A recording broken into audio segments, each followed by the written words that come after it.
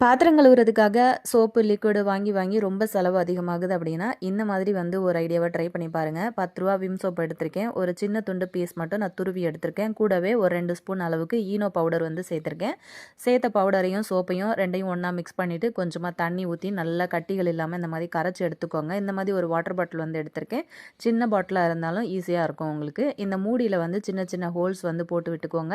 இப்போ நம்ம ரெடியா கரைச்சு எடுத்த லிக்விட்ல ஒரு அரை மூடி அளவுக்கு எலுமிச்சம்பழ சாறை வந்து கலந்து விட்டுட்டு அந்த லிக்விடை வந்து இந்த மாதிரி பாட்டிலில் ஊற்றிக்கோங்க. கூடவே இன்னும் கூட ஒரு 1/2 லிட்டர் அளவுக்கு தண்ணி சேர்த்து நல்லா கலக்கி விட்டுருங்க. இப்போ இந்த லிக்விட் வந்து ரெடி ஆயிடுச்சு.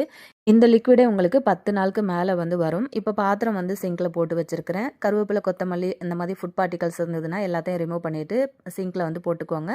அந்த நம்ம ரெடி பண்ண அந்த லிக்விடை வந்து ஃபுல்லாக ஸ்ப்ரே பண்ணிவிட்டு அப்படியே நீங்கள் ஸ்க்ரப்பரை வந்து அப்படியே தொட்டு தேய்க்க ஆரம்பிக்க வேண்டியதான். இந்த மாதிரி செஞ்சிங்கன்னா பாத்திரமும் ரொம்ப பளிச்சுன்னு ஆகும். உங்களுக்கு செலவும் மீதி ஆகுங்க. ட்ரை பண்ணி பாருங்கள்.